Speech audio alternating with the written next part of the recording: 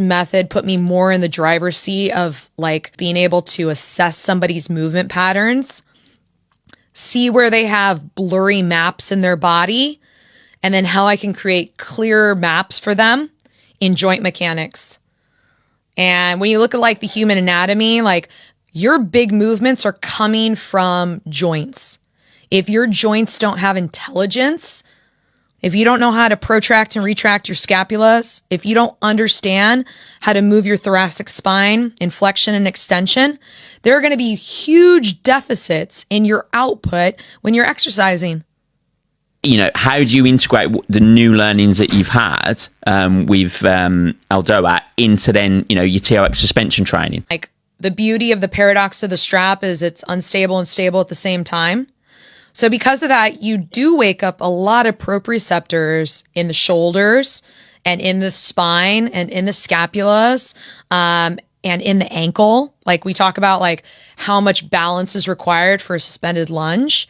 But if somebody is not doing well in a suspended lunge and they're wobbling all over the place, is that safe? I don't know. I have to assess. Maybe I need to take them off the straps and do some more specific, like mechanics of the joints that we're going to use and then put them back on the straps.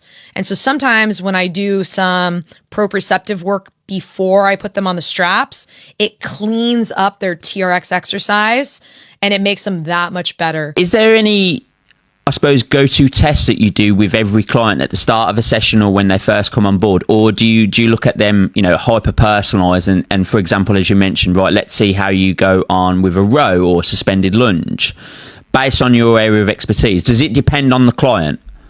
No. I mean, we all have the same body. I'll say that with finger quotes. Then like you have two girdles and your spine is suspended between two. You got your shoulder girdle and you got your pelvis. Your pelvis is the foundation for your entire spine. If your pelvis is not moving well, your spine's not going to move well. Guaranteed. So a couple things that I always do is I make sure that the clients know how to tilt their pelvis forward and tilt it backwards. So we always do pelvic tilts. I don't care. Like every class you take from me, you're going to do pelvic tilts, spinal rolls, and you're going to do some sort of scapular mobilization. Do you know how to move your scapulas without bending your elbow? Scap push-up, scap J on the TRX. You're going to do it no matter who you are. And even if you've been with me for years working out with me, you're going to come into session and I know that you've been sitting at your desk all day long. You're going to move your pelvis. You're going to move your scapulas. You're going to move your spine before we do anything athletic. Basic. You get the brain excited.